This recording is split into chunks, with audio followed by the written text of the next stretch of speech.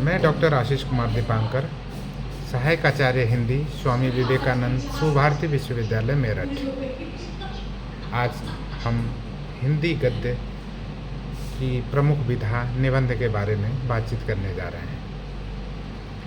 और निबंध मूलतः कितने प्रकार के होते हैं और कैसे होते हैं, और प्रमुख निबंधकार हमारे साहित्यिक दृष्टिकोण से कौन कौन हैं और उनकी प्रमुख रचनाएं क्या हैं, इस पर आज हम बातचीत करेंगे।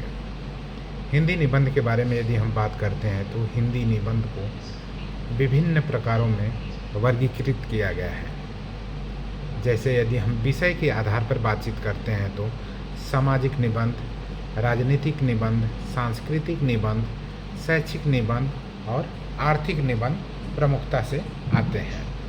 सामाजिक निबंध के संदर्भ में यदि हम बात करते हैं तो सामाजिक जो निबंध होते हैं वह समाज से जुड़े हुए विषय जैसे जातिवाद, बाल विवाह, स्त्री शिक्षा, आदिवासी के हक और अधिकार की बात करें, वह जो है सामाजिकता के अर्थात सामाजिक दृष्टिकोण से सामाजिक निबंध के अंतर्गत आते हैं।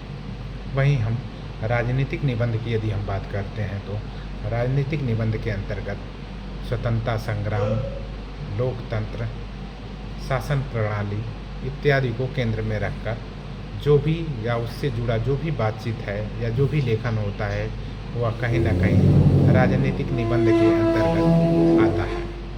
सांस्कृतिक निबंध की यदि हम बात करें तो भारतीय संस्कृति और हमारे देश में जो पर्व और त्यौहार जो चले आ रहे हैं परंपराओं से, उनके संदर्भ में यदि हम जो भी बातचीत कर रहे हैं, जो भी लेखनी चला रहे हैं, वह कहीं ना कहीं सांस्कृतिक निबंध के अंतर्गत आएगा। शैक्षिक निबंध पर यदि हम बात करते हैं तो शिक्षा का महत्व, परीक्षा प्रणाली, नई शिक्षा नीति इत्यादि शैक्षिक संदर्भों को जोड़ते हुए जो भी उसके हक, हित, अधिकार को लेकर समर्पित रहेगा, जो उसकी बात करेगा और उसको कहीं ना कहीं निबंध के रूप में लेखनी की प्रस्तुत करेगा, वह शैक्षिक निबंध के अंतर्गत आएगा। आर्थिक निबंध आता है तो आर्थिक निबंध जो है बेरोजगारी, गरीबी, आर्थिक विकास और समाज से जुड़े हुए जो भी व्यक्ति है उनकी मूलभूत आवश्यकताओं की पूर्ति के संदर्भ में जिस चीज़ की ज़रूरत होती है, अर्थात कहीं ना कहीं वो आर्थिक रूप से यदि वह मजबूत व्यक्ति हो तो उसे इन सब बाधाओं से नहीं पाला पड़ता। इस कारण से हमारे दृष्टिकोण से, हम सभी की दृष्टिकोण से हमें आर्थिक रूप से संपन्न होना बेहद ज़रूरी है। पहला तो इस प्रकार विषय के आधार पर रहा हमारे निबंध के प्रकार। दूसरा हम बात करते हैं तो शैली के आधार पे। शैली के आधार पर यदि हम देखते हैं तो निरूपणात्मक डिस्क्रिप्टिव जिसे बोलेंगे वो आता है, अर्थात इसके अंतर्गत किसी विषय या स्थिति का वर्णनात्मक रूप से विवरण जो किया जाता है वह निरूपणात्मक अर्थात डिस्क्रिप्टिव जो है निबंध के अंतर्गत आता है। यदि आलोचनात्मक हम निबंध के रूप में यही हम बात करते हैं तो विचारों का विश्लेषण व समीक्षा करना, अर्थात इसमें पक्ष और विपक्ष दोनों को लिया जाता है। आलोचना का अर्थ ही होता है कि आलोचना मतलब जिसकी जो अच्छाई है उसको अच्छा कहें और जो बुरा है उसकी जो है निंदा करें, और इसका मतलब स्पष्ट रूप से उसमें अपनी टिप्पणी दें। पक्ष या विपक्ष दोनों पक्षों पर यह बात हो सकती है। तीसरा जो रूप आता है इसमें व्यंग्यात्मक। व्यंग्यात्मक में समाज की विडंबनाओं पर व्यंग किया जाता है, अर्थात समाज में जो भी चल रहा है, जो भी परंपरा चल रही है, यदि वह कहीं ना कहीं उसके अनुरूप नहीं है तो उस पर एक करारा व्यंग किया जा सकता है। और वह व्यंग जो यदि लेखन के रूप में आता है तो व्यंग्यात्मक लेखन के अंतर्गत आ जाता है। भावात्मक जो है उसकी यदि हम बात करते हैं तो भावनाओं को प्रमुखता देते हुए, प्रधानता देते हुए जो भी निबंध का कार्य किया जाए या निबंध लेखन का कार्य होगा वह भावनात्मक निबंध के अंतर्गत आएगा। विचारात्मक निबंध की बात करते हैं तो गहन चिंतन और दृष्टिकोण की प्रस्तुति, अर्थात हम किसी भी मुद्दे पर हम सोच रहे हैं, विचार रहे हैं, उस पर उसकी दृष्टि को सोचने और समझने का प्रयास कर रहे हैं और उसको एक लेखनी रूप दे रहे हैं और वह लेखनी कहीं ना कहीं निबंध से जुड़ रहा है, तो वह विचारात्मक निबंध के अंतर्गत आएगा। यदि हम हिंदी के हमारे जो हिंदी साहित्यकार हैं, जो विशेषकर निबंध की क्षेत्र में अपनी विशेष ख्याति प्राप्त किए हैं, यदि उसमें बात करें कि हमारे कौन मुख्यतः निबंधकार रहे हैं, तो उसमें सबसे पहला नाम जो है आचार्य रामचंद्र शुक्ल का आता है। रामचंद्र शुक्ल का कविता क्या है, जो बहुत महत्वपूर्ण निबंध है। कविता क्या है? भारतीय संस्कृति। या दूसरा निबंध है भारतीय संस्कृति। लेकिन विशेष करके अधिकतर बार जो है कविता क्या है का जिक्र यूजीसी नेट की परीक्षाओं में इसका जो है प्रश्न के रूप में सामने आया है, क्योंकि यह जो है जैसा इसका शीर्षक दिए हैं कविता क्या है, यदि इसकी विधा को लेके ही ज़्यादा सवाल होते हैं, क्योंकि इसका शीर्षक है कविता क्या है। इसके शीर्षक में कविता का जिक्र कर रहे हैं, लेकिन यह कविता नहीं है, यह एक निबंध है।